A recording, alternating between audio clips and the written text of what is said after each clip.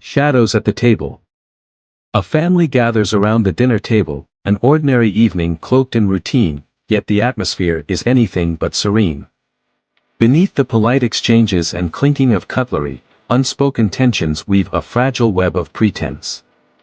As the meal progresses, the cracks begin to widen, exposing secrets long buried and resentments unspoken. What starts as a quiet dinner spirals into a maelstrom of accusations and revelations.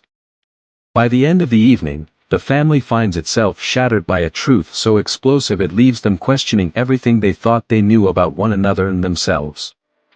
The dining room was a masterpiece of old-world charm, a grand oak table polished to a mirror shine, vintage candle holders casting flickering shadows, and an antique chandelier that bathed the room in golden light. The velvet drapes were drawn, cocooning the room in an almost theatrical intimacy, while the aroma of rosemary and thyme wafted tantalizingly through the air. The Moreau family sat gathered around the table for what appeared to be a regular Thursday dinner. Yet, beneath the comforting facade, an unspoken tension crackled like a distant storm. "To family," proclaimed Victor Moreau, raising his glass of deep crimson wine. His tone was jovial, but his eyes darted from one face to the next. Victor was the patriarch, a man of quiet authority who rarely entertained dissent. His presence filled the room, even when seated. His wife, Eleanor, sat to his right, her fingers clasping the stem of her glass so tightly it seemed she might shatter it. Her lips curved in a practiced smile, but the lines of strain around her eyes betrayed her turmoil.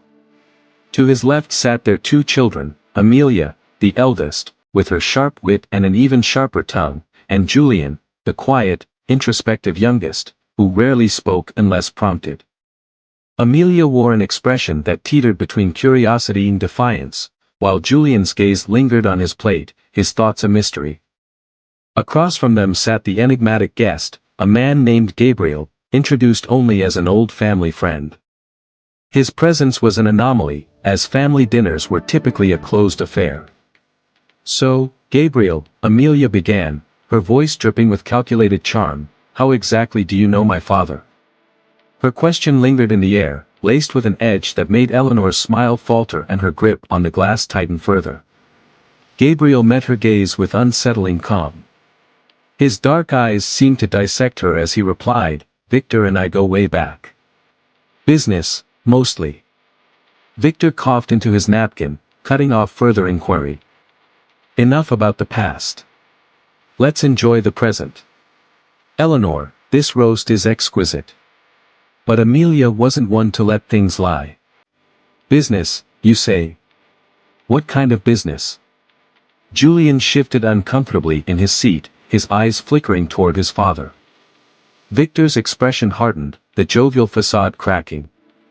"Amelia, not now." The silence that followed was heavy and suffocating.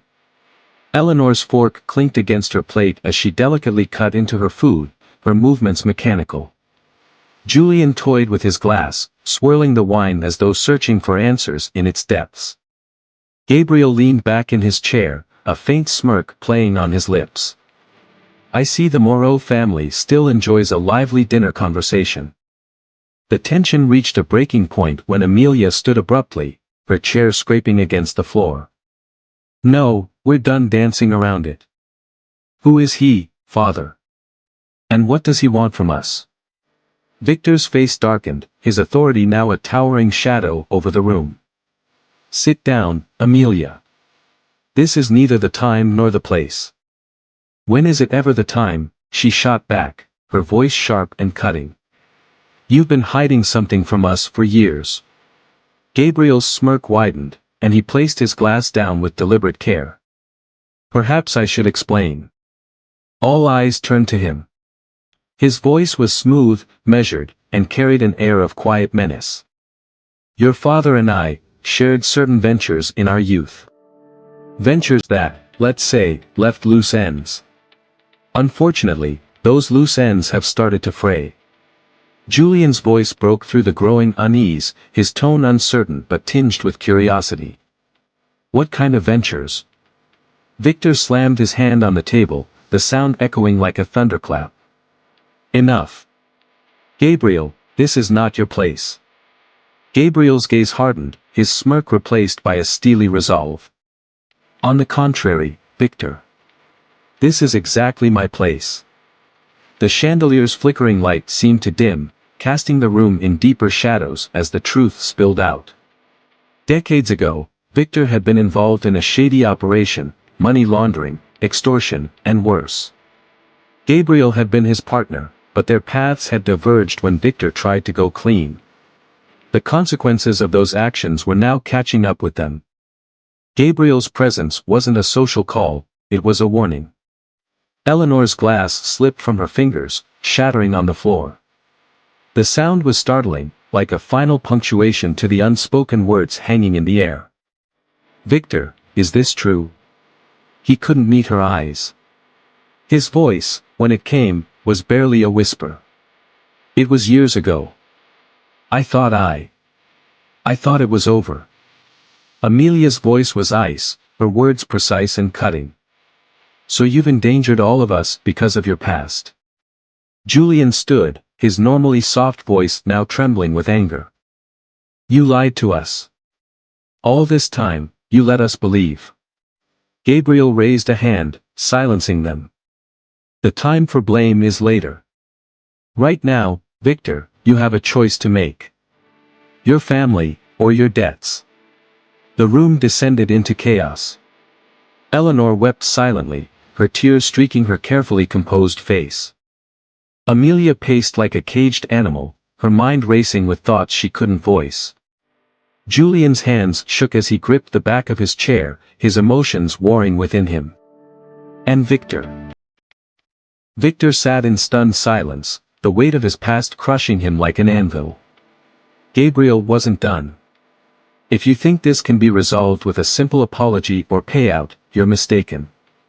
The people who've come looking for me won't stop at you. They'll come for everyone. You need to act fast, Victor, or your family's legacy will crumble to ash. The words lingered in the room, sparking new waves of anguish. Eleanor finally stood, her face pale, her voice barely above a whisper. I need air. She turned and walked away, leaving the others in stunned silence. Amelia turned to Victor, her fury bubbling over. Fix this. You owe us that much. Julian, too, broke his silence, his voice trembling with hurt. Why didn't you tell us the truth? Were we never important enough to trust? Victor finally found his voice, weak and laden with regret. I wanted to protect you. To shield you from the mistakes I made. Gabriel stood, smoothing his suit. Protection doesn't come from hiding, Victor. It comes from facing what you've created. He moved toward the door, pausing briefly. You know how to reach me. Don't delay. As the door closed behind him, the Moreau family was left in a silence deeper and more oppressive than before. The bonds of trust had been stretched to their breaking point, and the air seemed to hum with unresolved tension.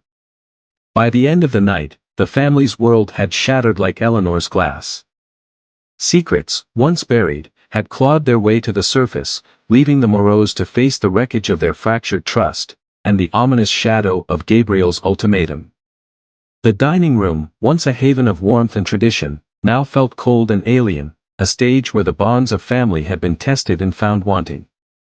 Leave your thought in the comments section if this story made you angry the way it did to me.